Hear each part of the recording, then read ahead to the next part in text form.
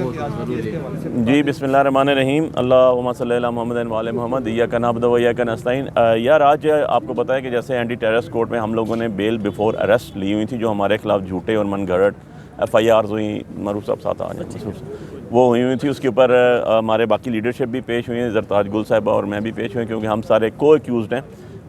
इन पे 7 FIRs anti terrorist court की हैं और मेरे पे 10 FIRs दहशतगर्दी की हैं और 7 FIRs ऑर्डनरी कोर्ट की थी, जिसमें से 7 FIR में मेरी बेलें कंफर्म हो गई हैं और ये 10 FIRs जो हैं आज हमारी डेट थी।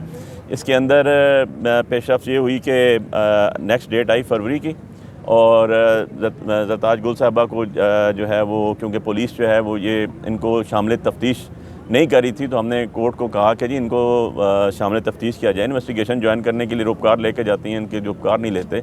और आई डोंट नो कि क्या इसमें ऐसा उनको प्रॉब्लम है कि वो ना रुपकार लेते हैं ना बयान रिकॉर्ड करना चाहते हैं। इस पर जज साहब ने कहा कि आप अपना बयान भी रिकॉर्ड कराएं और उनका जो है वो रुपकार भी वसूल करें।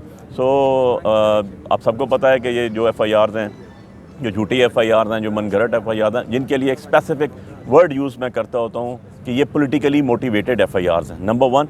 और नंबर 2, एक स्पेसिफिक वर्ड मैं यूज़ करता होता हूँ कि जो लेजिस्लेशन हुई पिछले 1 साल के अंदर, जिसमें 3 घंटे के अंदर जलसा ख़त्म करें, जैसे हम कोई बायोलॉजी और केमिस्ट्री का पेपर देने आए हुए हैं, और उसके अंदर जो लेजिस्लेशन है वो भी पर्सन स्पेसिफिक लेजिस्लेशन की गई।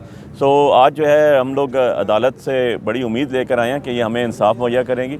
और वैसे आपको एक चीज़ बता दूं, तारीख़ का हिस्सा है कि जब भी खान साहब के ऊपर पीछे पर्चे हुए 189 FIRs हुई, जिनमें से अभी वो सिर्फ 187 FIRs के अंदर या वो बेल आउट हुए हैं या वो एक्विटल हुआ है। और जितने इन्होंने, क्योंकि मैं साइफर में भी वकील था, जो जेल में हमारा इन्होंने हशर किया, जो 12-12 बजे बगैर दस्तखत के, बगैर 345 के बयानों के जो कन्विक्शंस दी गई ड्यूरिंग इलेक्शंस, उसके अंदर भी और सारे के सारे ऑर्डर सेट असाइड हुए।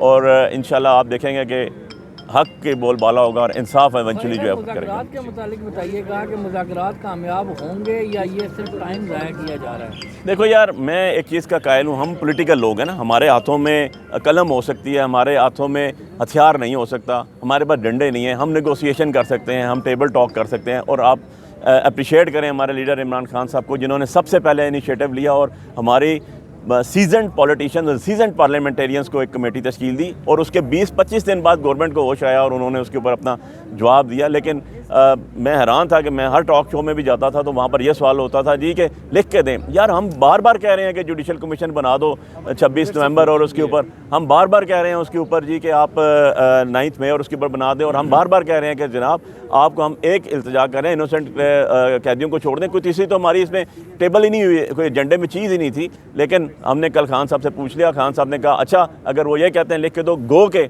या सादिक साहब जो स्पीकर हैं और जो कस्टोडियन ऑफ द हाउस हैं, आपको मैडम आपको बेहतर बताएंगे उसके ऊपर, और जो राना सनाउल्लाह साहब हैं, इनकी प्रेस कॉन्फ्रेंस हुई कि जी इनकी बिल्कुल जायज़ ये बात है कि इनको इनके लीडर इमरान खान साहब से मिलने दिया जाए। हमारी कमेटी को तो मिलने ही नहीं दिया गया।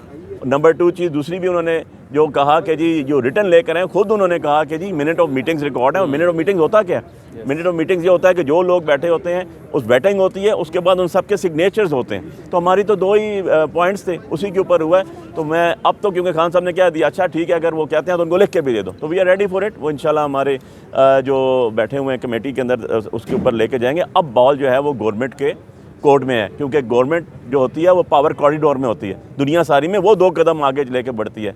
और हमारे साथ तो जो जुल्म और बर्बरियत हुई पिछले 2.5-3 सालों में, और जो मैंडेट चोरी किया गया, 50,000 वोट से जीत के हम बाहर बैठे हुए हैं। आपको नहीं पता, आप इस्लामाबाद में नहीं रहते, पर्चे हम भुगत रहे हैं। ख्वातीन हमारी की जो है बेइज्जती की गई, हमारे घर चारदीवारी का तकद्दुस पामाल किया गया, काम कारोबार हर चीज़।